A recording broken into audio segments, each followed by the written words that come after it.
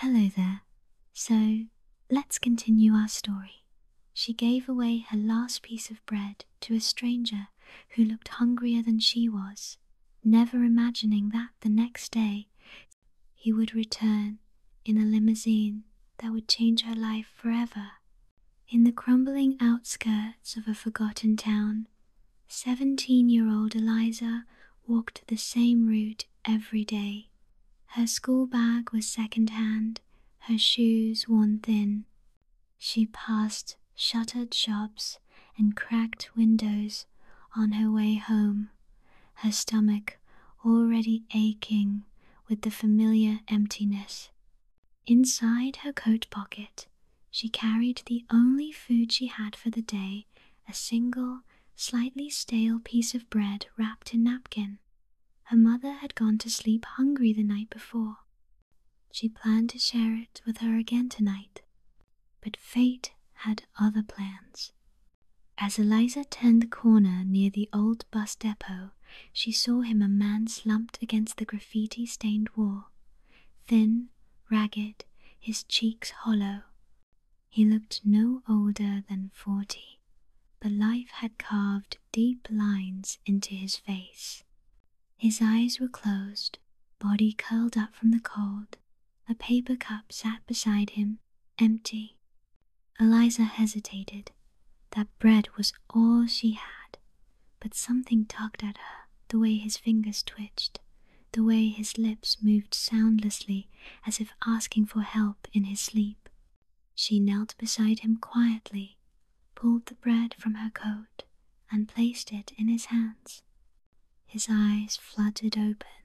"Why?" he croaked. She just smiled. "Because I know what hunger feels like." He stared at the bread like it was gold. Before he could thank her, she was gone, her scarf whipping in the wind as she disappeared down the block. She didn't even look back. Eliza returned home to a dark apartment. The fridge held a half-used jar of mustard and a bottle of tap water. Her mother was still at her second job. Eliza sat in the silence, her stomach aching, her heart oddly full. She never expected anything in return. That moment of giving it was all she had to give. But in giving it, something had shifted. The next morning, Eliza was running late for school. She rushed down the stairs of her building, only to stop cold in her tracks. Parked outside on the cracked pavement was a gleaming black limousine. She blinked. Maybe a politician was in town. Maybe someone was lost.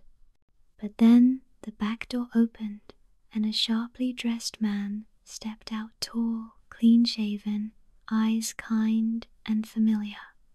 It was him, the man she'd fed yesterday. Except now, he looked completely different.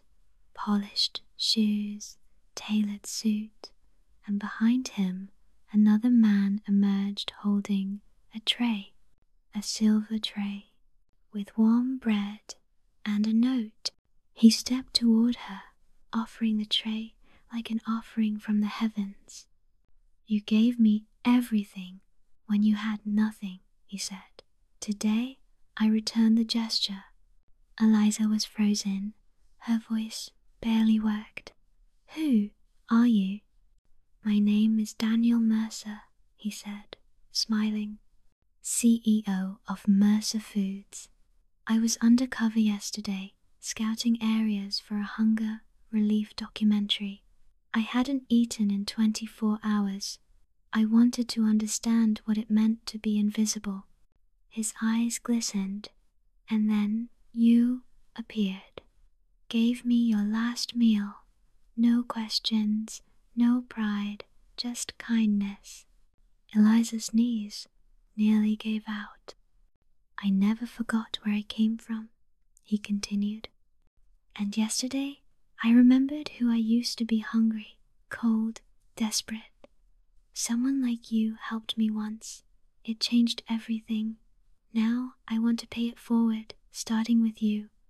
From inside the limo, an assistant stepped out and handed Eliza a folder.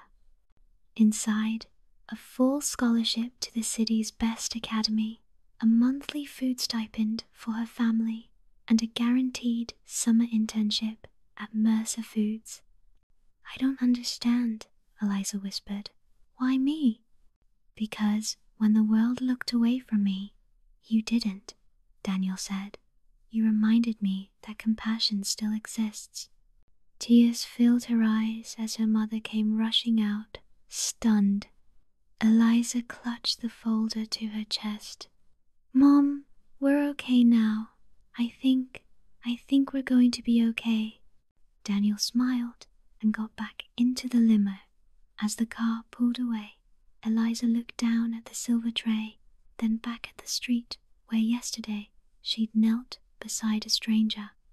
Now she realized the smallest acts really are the biggest. 1 year later, Eliza stood on stage at her school's honor ceremony, delivering the keynote speech. She held up a piece of bread wrapped in napkin. "This," she said, "is not just food. It's a chance, a moment, a decision. Kindness doesn't always come back right away, but when it does, it changes everything." The crowd rose in applause. If this story moved you, if it reminded you of the power in even the simplest act of kindness, please like, share, and subscribe to our channel, where ordinary hearts create extraordinary change. Until next time, stay kind and never underestimate the power of giving, even when you have little to give. Music fades in softly